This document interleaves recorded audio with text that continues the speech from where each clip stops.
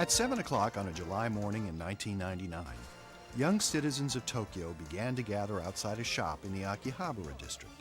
They were here for a chance to meet two of the creators of Lunar, Toshiyuki Kuboka, the artist who designed the Lunar characters and the world they inhabit, and Kei Shigema, writer of the Lunar scenarios. Lunar Eternal Blue is, for me, it was my very first game when it was released for Sega Saturn. The characters are very good. Each heroine of the series is very cute. That's why I like them. The worldview and music and illustrations are very pretty. I can see that they didn't skimp on anything when they made it. I can see it in the game.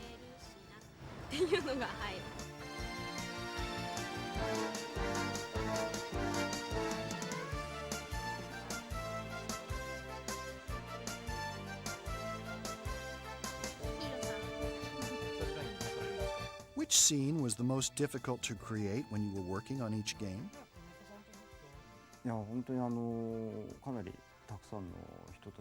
Quite a number of people came to see us, and this was the first time for me to have an opportunity to meet in person with the Lunar fans.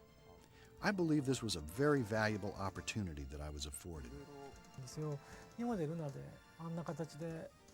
Even though it was planned rather quickly, there were so many fans that came. In addition, they spoke of Lunar in such enthusiastic terms, so I was very happy with it. I also noticed that there were more girls than boys present, which I did not expect, and that made me feel good.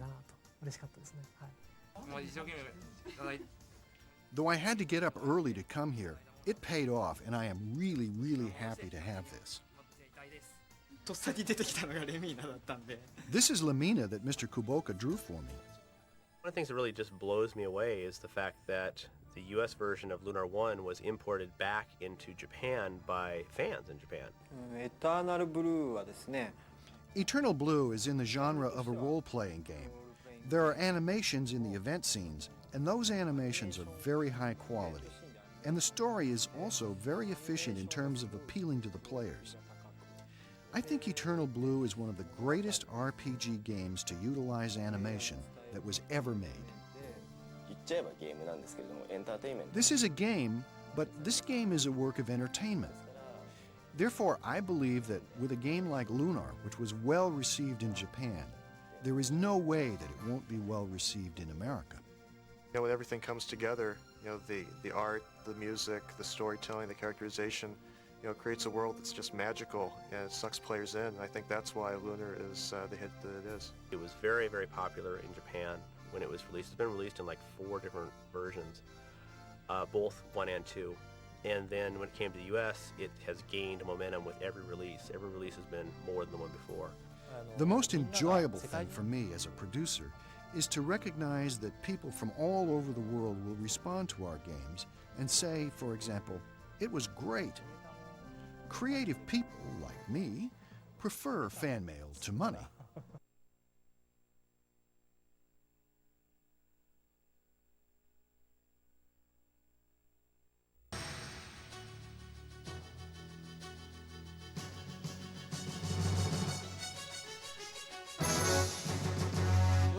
This was the maddening project we plowed our lives into that by any means just had to be made.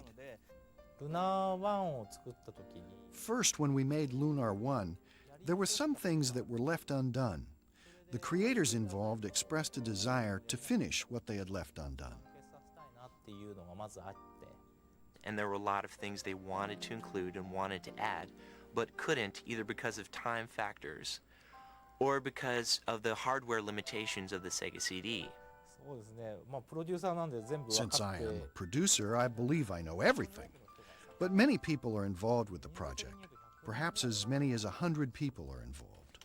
One difference between ourselves and other companies is that everybody who has their own expertise, such as scenario writing, illustration, music, and producing, got together and participated in the creation of the story itself. We talked about the story setting as a sequel to Lunar 1. We actually wrote a plot along those lines. In that plot, the original Lunar 1 characters who had become older would do an adventure with the new characters. This created the problem of having too many characters to deal with. So in the middle of our planning, we changed the story to the present one. The flow of the story is one where the heroine, Lucia, never associated with a human being before. But by encountering Hiro, she experiences human emotions, one by one. So we deal with this rather difficult theme. At the start of the game, Lucia comes down from the Blue Star. She's basically an alien who happens to speak the language of Lunar. And by the end of the game, she's grown. You've seen her grow into a real person. Someone who feels emotion, someone who feels love. The way that they handled the bath scenes in Lunar 2 was to make a comment on Lucia's growth. The first bath scene is Hiro and Ruby, and then Lucia walks in. And Lucia is completely unassuming. She walks in naked and she's like, well, you know, there is a girl's bath, but I want to take a bath with you. No sexual overtone on her part at all, but she was just completely unaware of, you know, what was going on. But by the second scene where she's bathing in the spring and Hiro walks in on her, the reverse situation, she's embarrassed about her nakedness. When she hears somebody's there, she covers up because she's embarrassed. And it's a great commentary on sort of humanity in a very subtle way. In the Lunar series, we wanted to describe real human-like characters. This applied not only to the main characters, but also to ordinary characters who lived in the town also. We wanted to describe them in real human terms. You want to play a game and experience characters, and you want to watch them change. That's the core of any good story. So every character in Lunar 2, as with Lunar 1, does change. And by the end of the game, you like what they've become. These days, there are so many outrageous stories involving people's deaths, etc. But rather than producing that sort of story, I have been pleased to see a story like ours, where a boy tries to rescue a girl. That sort of rather normal story was well received. A fighting game or a shooting game, those are easy. But to develop a role-playing game, which is the reason why people have stayed away from them for so long, is because it's hard. You have to make characters that people like, and if they don't like it, that's the end of the franchise. There is no sequel. The thing that is different from movies, novels, animations is that the game players actively interact with the product. Especially in RPG, the player and the main character become united, and that is one of the secrets or keys to make it a most enjoyable experience in the RPG. Regarding our hero in Lunar 2, Hiro, I wanted to make him a little bit more talkative as compared to Lunar 1's hero, Alex. Lunar 1's Alex had some rather transparent characteristics. I wanted Hiro to have a little bit stronger of a personality. In that regard, I believe we succeeded. The storyline for Lunar 2 was also a somewhat more sophisticated type of story. So we tried to make the characters appear in a little more realistic manner. This is the main character in Lunar 2, whose name is Hiro. As an initial setup for this character, he was living in a remote desert area with his grandfather. His character was supposed to be an adventurous one, like a treasure hunter. I wanted this design of Lucia to appear in something that looks like a uniform. Here she is wearing a medallion. With this medallion, I tried to symbolize the relationship between the Earth and the Moon by its design. Since the character will become smaller on the game screen, I try to make sure that each character will have some prominent feature besides the clothing they wear, so we can distinguish the character even if the size is small.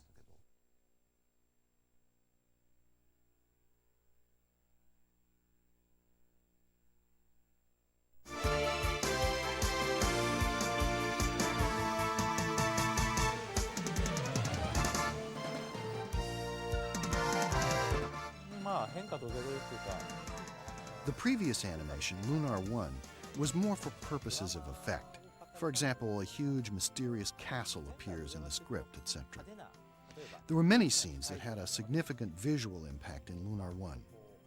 But this time, the animation was more drama-oriented. There were many scenes in Lunar 2 that showed the inner struggle of human beings presented through the images displayed. Japanese animations are done differently from those done in American animation. In American animations, they make the dialogue first and adjust to that dialogue. We call this pre-scoring, matching the dialogue and writing it into a plan that is given to the animators. The drawings are then done to match the dialogue. However, in Japan, animators construct the images, and then, according to those drawings, voice actors will add their part while watching the animation. First, we create the drawing based on the original artistic rendering. We then use the computer to paint the color into the drawing. This is called Paintman. Like this, we paint by hand, many sheets, one by one. As this drawing shows, character itself does not move. When we want to move only hair, if we put hair and character together, we have to make many drawings. And there's also a danger that the character may look a little different. We therefore make hair by itself. When we film it, we put the two together. It will look like the hair is being blown by the wind. The graphic data created on the computer is rendered using Macintosh software. At that time, the background is filled in with a watercolor drawing. The director, Toshiyuki Kuboka, was originally an animator. When he looks for beauty in hand-drawn art or detailed artwork, he turns to watercolor paintings. Subtle variation in shade of color or thickness of paint layer, the subtle accents created by the touch of the brush, these things cannot be done quite well enough with the computer. First, when the camera moves from one end to the other of this overlay, we slide it slightly to give it the 3D effect. The floor here is where the character walks. In front of that, we place this one, and then we place this one on top of that. The screen itself is moved while the character is placed in the center. This produces a pretty good 3D effect. This is the regular method we used here for this type of animation. We scan it with a scanner, and on the computer screen we add various adjustments and effects. After that, we place the character drawing on top of this background. We also adapt 3D CGI for use in these works. This 3D CGI consists of light wave images. Using this, we make a composite that results in two-dimensional images. We can also take a hand-drawn picture and render it in a light wave image. There is a scene where the blue star is captured by the camera as it approaches the Earth, and then at the end, it enters into the tower and captures Lucia. That was something we wanted to do from the time of the Sega CD or Mega CD. At that time, however, technically it was a bit too difficult for us to do. So this time, since we were able to do that scene, we hired a special design expert to help with this scene's effects, and we devoted a lot of time to it. The most difficult scene was at the end. We used the CG there also. A scene of a spectacle was very hard. Since this is a game, the scenario keeps changing throughout the creative process. We therefore have to rewrite the scenario and Ikante to match the game.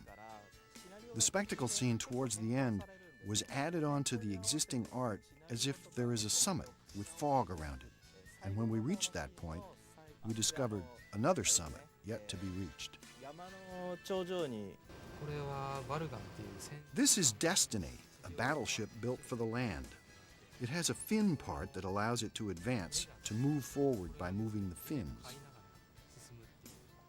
The modeling is very complicated, so when we complete one, we will use it for many different scenes. When we first make the original model, it takes a considerable amount of time. However, once made, to actually run the model through its movements does not take that much time. Natural things such as ocean, clouds, smoke, etc. are difficult to create. To make them look real is a challenging task no matter how much experience you have in doing this. Nature is difficult. Gonzo went nuts with CG stuff, and they really did come into their own, blending that with the traditional hand-drawn animation, so that you get this really wonderful mix of 2D and sort of 3D CGI that looks like 2D hand-drawn.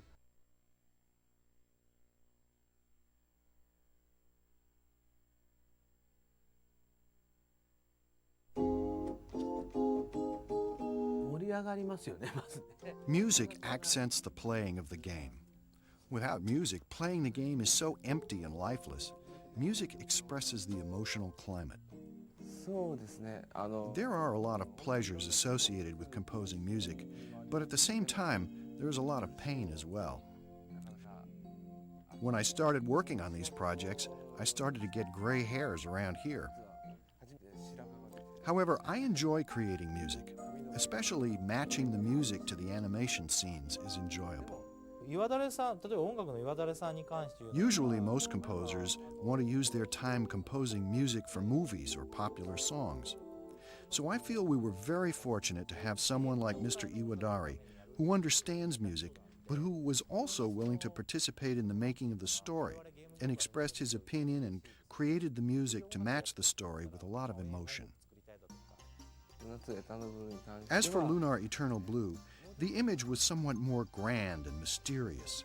We used the piano as our main instrument and added orchestration to it. I felt that it required a more worldwide sense, and I therefore included ethnicity to the music to some extent.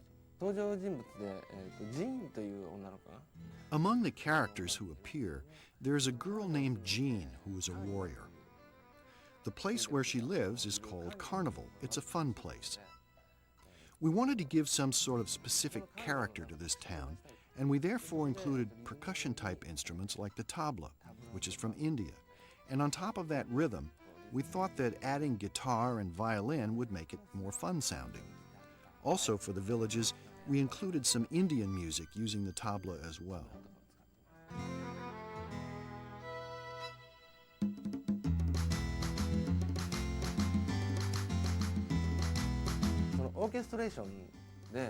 In the orchestration, we use Debussy and Ravel type of music. I personally feel that we also have Sibelius included in it.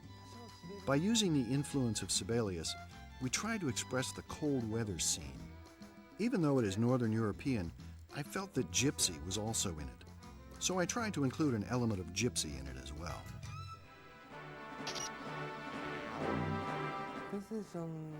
For the sounds that are heard in the game, we use the internal sound of PlayStation. We use the Sound Designer 2, and we also use software that is specially designed to be used for the PlayStation, that converts the sound for use in the PlayStation system. If I click this, you can hear the sound of the bass drum or cymbal or tambourine. This is the sound of the oboe. We just put each sound in a timeline. Then we will mix it at the end. For example, like this.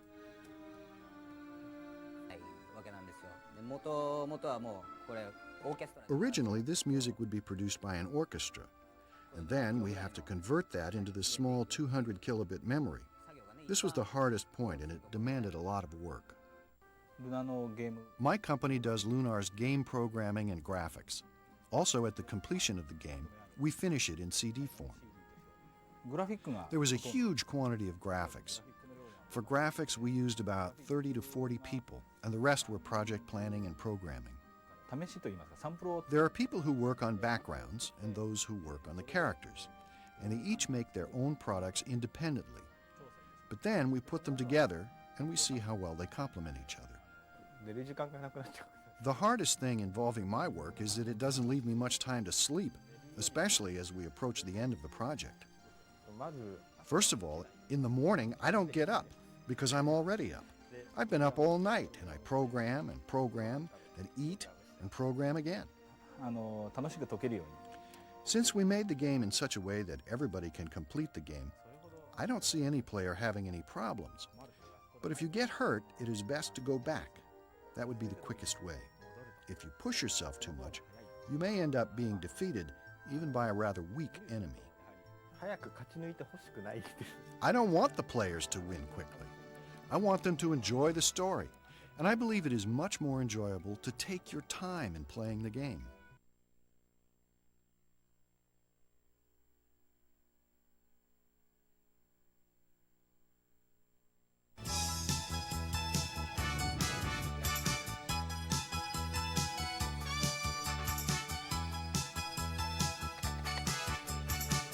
There's a tremendous amount of things that you have to do when you're localizing a game, which is sort of more than translation, because translation sort of implies just text only. We changed the audio from really low sampling stereo to 38 kilohertz, which is almost CD quality mono. So you get much higher quality sound. Maybe change the music around, increase the memory card system. We almost always have to do that. Then we make programming changes. We'll add DualShock usually. Analog is like a given immediately. Well, the save system sucked because it only allows 3 save games per 2 blocks, and it also checked both cards before you even start the game. So I changed that so that it would only check the card once you tell it that you want to load or save, and I'm trying to get a minimum of 21 saves per memory card. First thing you do is add analog support, because now with the DualShock controllers you don't bust your thumbs, moving diagonals and stuff, because you have that nice, smooth analog stick. To make the animations look better, I changed the resolution from 256 by 224 to 320 by 224, which makes all the artifacting really small so it's hardly noticeable.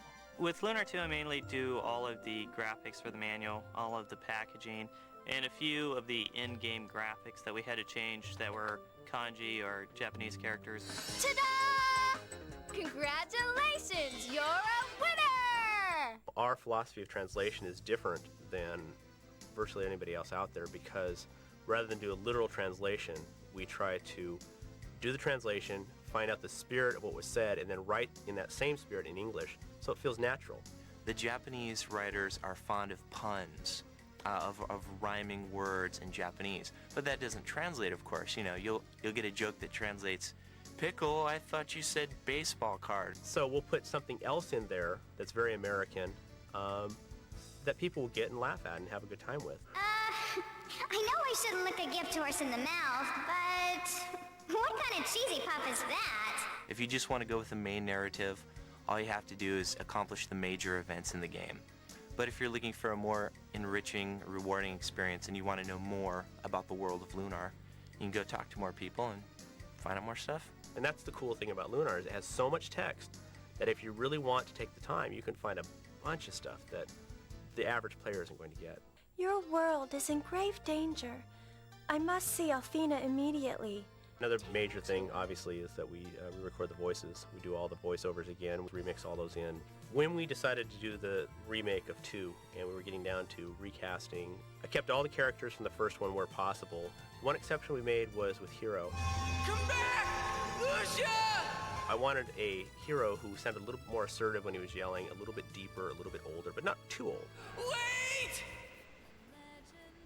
Actually, Ashley Angel, who was the voice of Alex, the lead character in Lunar 1, he was a friend of mine, and he introduced me to Victor, and we hit it off, kind of went from there. And I had a small part in Lunar 1. Hero does have quite a big emotional range, because he gets angry when he is exerting himself, especially in the opening sequence. He cries at the end, and that was difficult to do.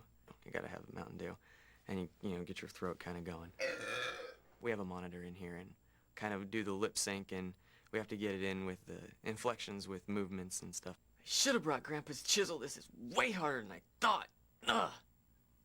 Not bad, that was okay. That was pretty damn good. I play Lucia. She's the princess from the Blue Star, related in some way, shape, or form to Athena, the goddess.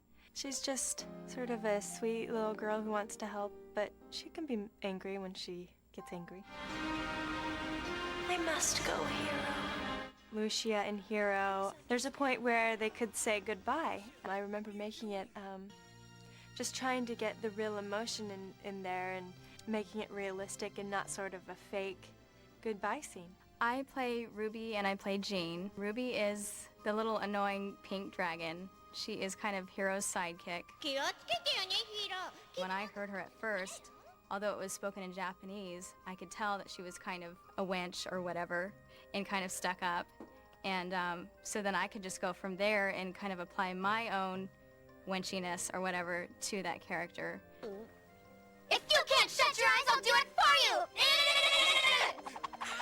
You have to look down at the script and then look back up at the screen to make sure you're staying right with the movement of their mouth and look up and down. I'll keep talking and the voice or the mouth will stop on the cartoon or vice versa. So we need to add or subtract syllables. So it's a lot of fun finding words that mean the exact same thing that are longer or shorter. My name is Lumina Alsa. You have just officially passed. Lumina is the lord of this vein, or this world. It's like the Magic Guild, and it's not really a big deal anymore because it got blown to bits in the game before. So to her, it's a big deal. It's fun, but it's exasperating sometimes. I mean, it's a lot of fun, but you know, the things where you have to like fake laugh or fake cry, that's kind of hard. Or when you do one line over and over and over and over again. And sometimes one line can take an hour, especially with me. I always start to laugh. I don't know why, obviously. You know, but Victor's really good about helping you, you know, taking a break or playing a CD that makes you laugh. You have to add your own personality into the character while playing a different character at the same time, if that makes sense. When we're doing the voices, there's some parts where, you know, you think, well, maybe I should do this or that, and Victor's really open to, you know, maybe what you want to do instead. And you just kind of work with what sounds good, really. I'm able to speak the part of Ruby basically in my own voice, and Bill somehow, I don't know how he does it, makes the voice higher. Huh! Oh, great! Don't tell me you're hearing voices now! I'm working on a computer system that has a Pro Tools editing system, and in there I have pitch shifting capabilities. I can reverse the sound. I can do just a myriad of different things to that sound to make it sound like what I want. The sampling rate on the Japanese version of the game is so low, so I have to recreate all the sound effects, humming crystals and everything. Well, there's 30-some animations, and in the more complex ones, there's, you know, there might be 100 sound effects or so that are, you know, individually placed and filed. And many times, a particular sound by itself is not enough. I'll take one sound, and I may layer 2 or 3 other seemingly unrelated sounds, and when I get done, it all works together. We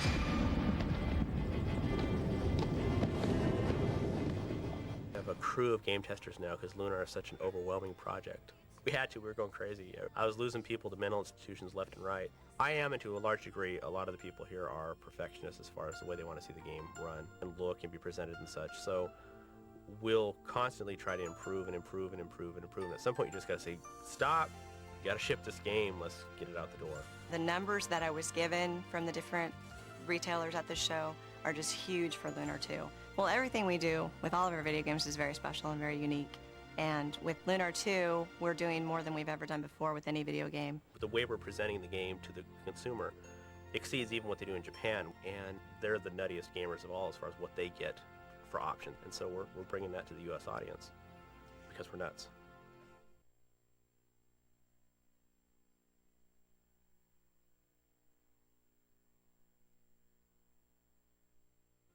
Mr. Shigema's other nickname is Shower Writer.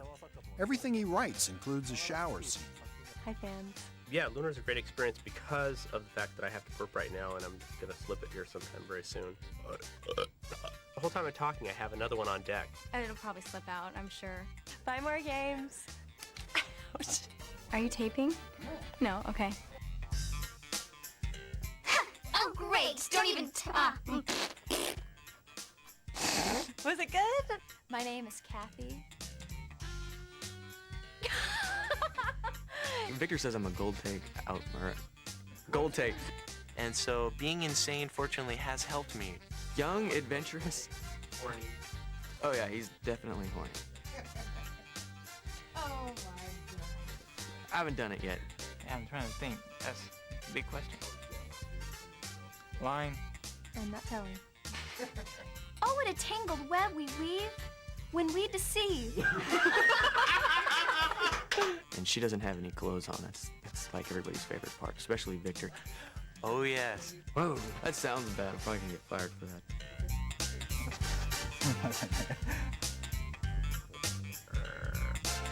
Dang! Well, at least we get good screw-ups.